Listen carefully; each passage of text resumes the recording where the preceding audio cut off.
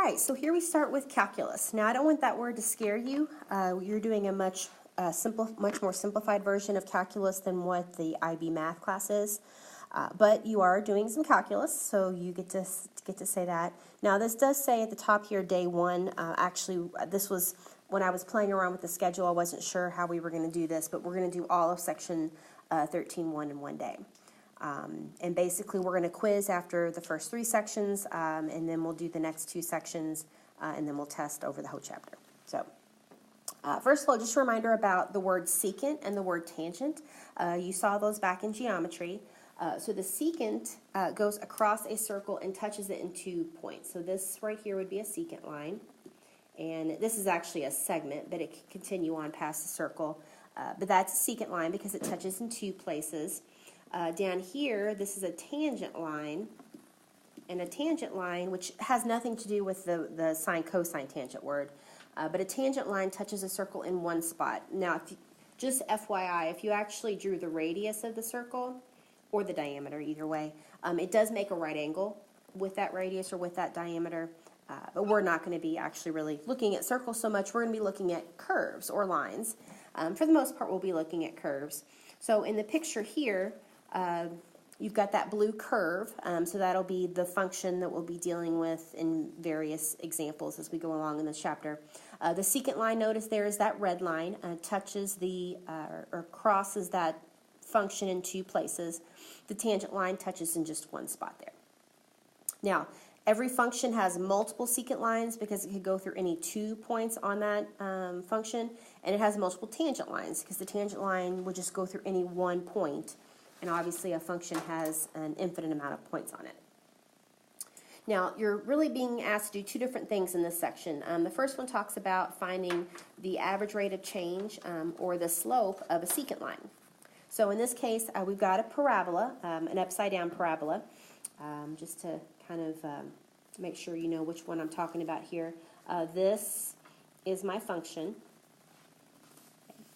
I'm going to erase that just because it's a little bit tough to see, but now you know which one I'm talking about there. But that's my function, and then we're going to find the slope of the secant line. So let's say we're going to use this point here, which is the point x comma f of x. Now that's kind of weird to see it written that way, but of course f of x is the same thing as y. So instead of x comma y, we've got x comma f of x. Then we have another point up here, which looks even weirder, x plus h comma f of x plus h. Well, notice this point right here, x plus h, is h away from x. So you could look at it as something like this is 3 and this is 3 plus 2. Now we would normally write 5 and know that 5 is 2 away from 3. Since we're dealing abstractly, we've got x and x plus h. And really this is something just so you can see where this stuff is coming from. We're not going to really be dealing with this x plus h stuff for long.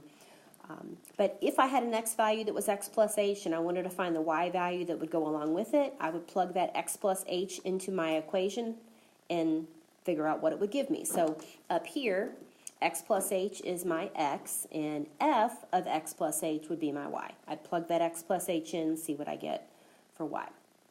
So if I have these 2 points and I wanted to find the slope between those 2 points, I would use this formula right here for slope. And in this case, the f functions, those are my y values. So here's my first y value minus the second y value. And then my first x value minus the second x value, or vice versa. It doesn't matter which way you think of it. Y2 minus y1 or y1 minus y2. It's the same difference. If I simplify on the bottom, those x's would cancel out, and I'm left with this expression right here. Now, we'll come back and we'll look at that a little bit later. That's called the difference quotient in pre-cal. Now, you may not have had pre-cal, and that's okay. Like I said, that's something we'll deal with later. So, first couple examples here. First one is just straight out, hey, find the slope. So, I want you to find the slope between these 2 points. No big deal. So, 1.44 minus 1 over 1.2 minus 1. Be careful, make sure you have your y's on the top and your x's on the bottom. In this case, my x's and y's were both 1 for that first point, so it's easy to kind of get them mixed up, otherwise when they're not the same number. So I get 0.44 over 0.2. Now you should never leave decimals in a fraction, so do make sure you go ahead and divide those out, and I end up with 2.2. And that's it. Okay. Now, in the next type of problem here, notice we've got these x values here. In order to find the slope, you need 2 points. You need an x and a y. Well, they're only giving me the x values. I also need the y values. I got to get the y values on my own. So let's kind of baby step this here. First part is find all the y values. So for the given x, 1.5, I'm going to plug that into the equation. So this is my equation I'm dealing with right here. 1.5 squared would be 2.25. Now that would give me a point of 1.5 comma 2.25. And then just continue on down the table here. 1.1 squared is equal to 1.21, which would be 1.1 comma 1.21. Now, you don't have to show me that you're squaring these each time. In fact, I'm going to stop doing that, but I'm just going to continue squaring all three of these because that's what my function is. So 1.0201, 1.002001, 1.000201. And then now we're going to write these points.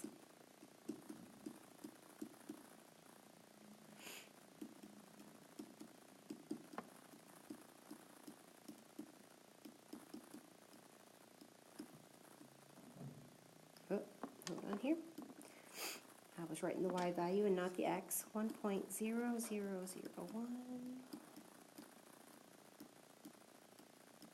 Okay. Now, the last part here, we're going to find the slope of the line between A and B. So here is A, and then these are all my B points. So when we find the slope, we're just going to be changing that B point every time, otherwise we're doing the same thing. So if I find the slope between the first B point and A, that would be change in my y's over change in my x's. Now, again, the point, and let me actually do this here so we can kind of color code this. Okay. So those are the x and the y value of my A. Okay. So now that's going to be 1.25 over 0.5 is 2.5. Now again, you don't have to do the math, show as much work as what I did for all of these. What I'm going to do is I'm going to show the setup and then just go ahead and show the answer, just because I figure that's how you're going to be doing it. So 1.21 minus 1.1 minus, and that's going to give me 2.1.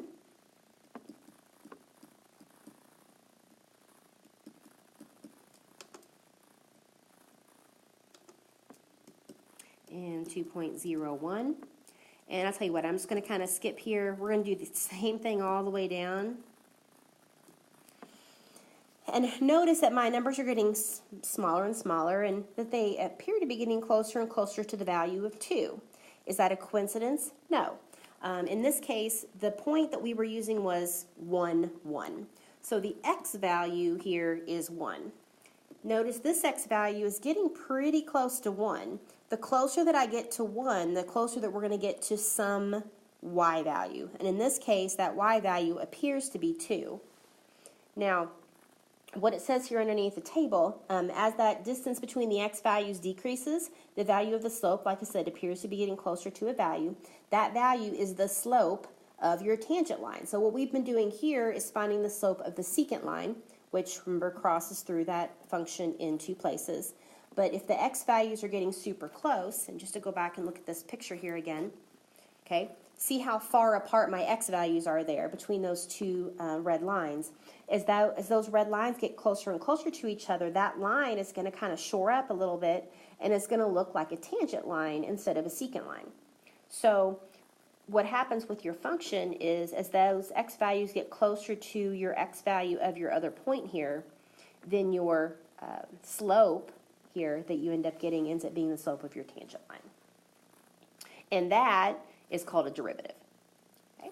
Now, to continue on with this says day 2, but just to continue on here, we've got one more little discussion and then one more example and we're done. So in my picture right here, if we get that value between my x's to be essentially 0, we end up with what's called a limit. The limit is when your function is approaching a certain value. So in this case, my function is approaching 0. But I still want to do that slope that we were doing before. So we talked about how we would come up with this expression right here. We're doing the change in my y values. So here is my point here, x, f of x, and then here's my point here, x plus h, f of x plus h. And if I do my slope of that, I do subtract my y, subtract my x's. Those x's on the bottom, the physical x's cancel out to leave me just with that letter h. And this is what's called the definition of a derivative. So we're going to use that here in the next example to come up with an equation to represent the slope of that tangent at any point on the line, because there's an infinite amount of tangents because there are an infinite amount of points. And the tangent is just a line going through any point on a function. Okay? So like I said, doing that process of doing the slope where the h value is essentially 0 is called a derivative. We can write a derivative using f prime of x, y prime, or dy over dx, and that means the derivative with respect to x. We're only going to do it with respect to x, so you don't have to worry about that. But you need to be familiar with all three of those forms. Okay? So use the definition of derivative to find the derivative of f of x equals 3x plus x. And then we're going to find the gradient of that tangent line when x is equal to 4. Now, just because I'm not sure if I said this somewhere else, let's kind of just put this right here. The slope is the same thing as gradient. I know we've used that word somewhere along the line, but just to make sure that we've got that down. Okay. All right, so here is what we're going to be, this tells me exactly what to do. Now hold on to this part for a minute and focus on the rest of that. So it says take your function, f of x, but hey, let's put x plus h into that. And then hey, let's subtract just f of x. So if I take the function right here, and I plug x plus h into that. So think about if I were plugging 4 into that. It would be 3 times 4 squared plus 4. In this case, it's going to be 3 times x plus h squared plus x plus h. I took my function and I plugged x plus h into it. Now, I'm going to kind of put this in a bracket here to kind of keep things straight. Okay. Now, subtract f of x. Well, f of x is just my original function. And then, hey, let's divide everything by h. Now, that dividing everything by h step is kind of silly, it seems like at least, because I'm going to keep writing it, but it's really important that you keep writing it, otherwise you'll forget to write it in the end when it really matters. Okay. Also, the other thing that's going to seem silly is that I'm going to keep writing the word limit. That's another thing that you want to keep doing, because otherwise when you need to use it, you'll forget to do it. Okay. Now, my blue part up here, I need to simplify. So I'm going to do this in a couple steps here. X plus h squared, that's really x plus h times x plus h. So if you need to do that as kind of a side computation, go ahead. But that would be x squared plus 2xh plus h squared. Okay, again, that's x plus h times x plus h. That would be x squared plus h, xh plus xh plus h squared. When you simplify that, we get this. Okay, so now I've got that plus x plus h. Now I don't really need that in a parenthesis anymore, but I'm going to keep it there just for a minute, and we'll get rid of the parenthesis here in just a second. All right, minus 3x squared plus x. Okay, and again, we'll get rid of that parenthesis in the next step. Now, the brackets mean nothing. It's just an extra parenthesis, and rather than write two parentheses that are the same type, I'm just using a different type. Okay, so now let's get rid of the parentheses in the blue. So 3x squared plus 6xh plus h plus 3h squared plus x plus h. Okay, so I went ahead and got rid of that parenthesis there. Okay, I'm going to keep this one here, and we'll take care of it in the next step. And once you get the hang of this, you don't have to show as many steps as what I've got going on here, but just to be safe. This is something brand new, so. All right, now I'm going to get rid of all the brackets on top. So that's going to be 3x squared plus 6xh plus 3h squared plus x plus h. Okay, now here's the part that's really important. When you get rid of that second bracket, you have to distribute the negative through that bracket. So minus 3x squared minus x. That's a big deal because a lot of people forget to do that. Now that could have happened up here too. If that hadn't been a plus, if it had been a minus, then make sure you distribute that minus through that parenthesis. Okay, over h. Okay, and then now simplify on top. If you've done this correctly, everything that does not have an h in it should cancel out. So this is going to cancel, and this is going to cancel, and that leaves me with 6xh plus 3h squared plus h divided by h. Divide everything by h, and that gives me 6x plus 3h plus 1. And actually, here, let me fill this in here. Remember I said don't make sure you keep writing this because you don't want to forget to do it when it really matters. So we need to have this still written here. Okay. Now, what do we do now? Well, now you want that h to be 0. And essentially what's happening again is you're getting it as close to 0 as you possibly can. Obviously, you can't divide by 0. So we don't want to plug 0 in here because I can't divide by 0. But right here now, I don't have any dividing by h, so I can plug in h is 0. And when I do that, I end up with 6x plus 3 times 0 plus 1. So we end up with 6x plus 1. So that's what's called the derivative function, 6x plus 1. That's essentially like part A of this. Okay. Now, if all they ask you for is that derivative function, then you're done. If they ask you to find the function at a certain value, if they ask you to find the slope, blah, blah, blah, then we need to go just one more step, and this step is an easy step.